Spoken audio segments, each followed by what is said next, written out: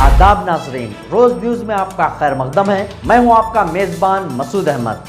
آئیے جلدی سے دیکھتے ہیں آج کی سپیڈ روز نیوز۔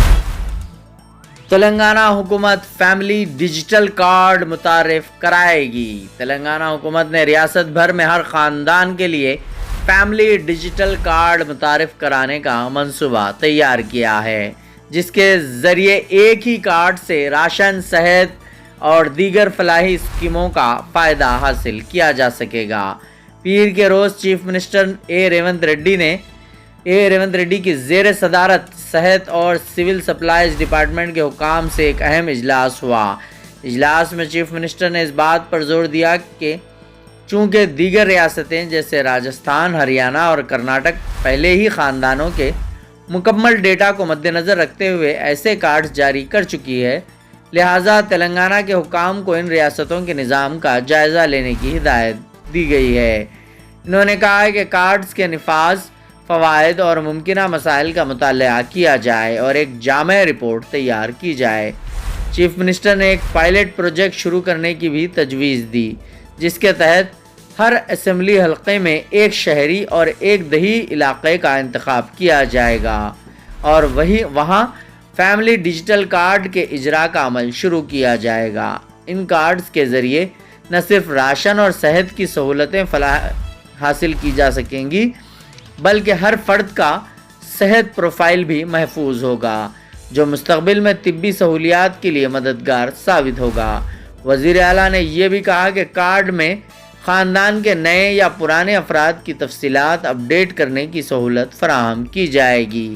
اس کے علاوہ ہر ضلع میں فیملی ڈیجیٹل کارڈز کی مانیٹرنگ کے لیے سسٹم بھی قائم کیا جائے گا، تاکہ اس منصوبے کو بہتر طریقے سے نافذ کیا جا سکے۔ بیورو رپورٹ، روز نیوز۔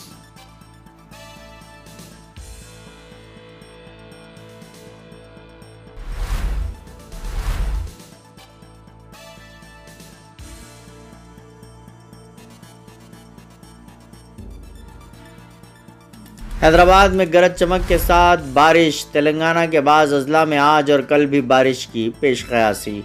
حیدرآباد کے کئی علاقوں میں گرج چمک اور تیز ہواؤں کے ساتھ آج شام بارش کا سلسلہ شروع ہو گیا۔ بارش کی وجہ سے سڑکوں پر بارش کا پانی جمع ہو گیا اور ٹریفک کے نظام میں خلل پڑنے کی اطلاعات ملی ہیں۔ اسی دوران محکمہ موسمیات نے تلنگانہ کے بعض اضلاع میں آج اور کل زبردست بارش کی پیش قیاسی کی ہے۔ کہا گیا ہے کہ اگلے 3 دنوں تک گرج چمک کے ساتھ 30 تا 40 کلومیٹر کی فی گھنٹے کی رفتار سے ہوائیں چلیں گی اور بارش ہوگی۔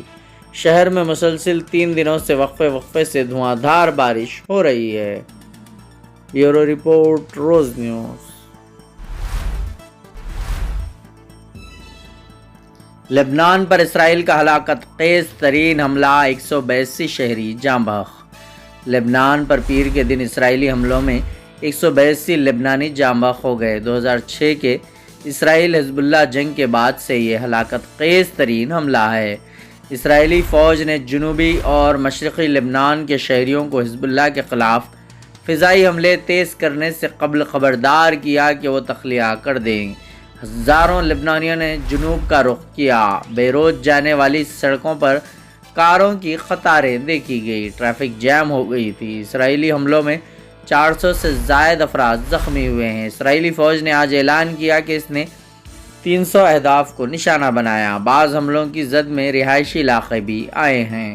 اسرائیلی فوج کا کہنا ہے کہ وہ فضائی حملوں کو وسعت دے رہی ہے۔ اسرائیلی فوج کے ترجمان نے کہا ہے کہ شہریوں کو فوری جانا ہوگا۔ اسی دوران حزب اللہ نے کہا ہے کہ اس نے اسرائیلی فوجی چوکی پر کئی راکٹ فائر کیے۔ اس نے دوسرے دن بھی ریفل ڈیفنس فرم کی تنصیبات کو نشانہ بنایا ہے۔ لبنان پر اسرائیلی حملے جس وقت جاری تھے، اس وقت شمالی اسرائیل میں فضائی حملوں کے سائرن بج رہے تھے۔ خبردار کیا جا رہا تھا کہ لبنان سے راکٹ فائر ہو رہے ہیں۔ حزب اللہ نے اتوار کے دن تقریباً 150 راکٹ فائر کیے تھے۔ اس نے اپنے ایک اعلیٰ کمانڈر کی شہادت کا بدلہ لینے کے لیے یہ فائرنگ کی تھی۔ اس نے کہا ہے کہ اسرائیل کے حملوں کا مقصد حزب اللہ کی طاقت توڑنا ہے تاکہ وہ اسرائیل پر مزید حملہ نہ کر سکے۔ لبنانی میڈیا نے اطلاع دی کہ شہریوں کو ٹیکسٹ میسیجز ملا کہ وہ ان عمارتوں سے دور چلے جائیں جہاں حزب اللہ نے اپنے اسلحہ کا ذخیرہ کر رکھا ہے۔ بیورو رپورٹ، روز نیوز۔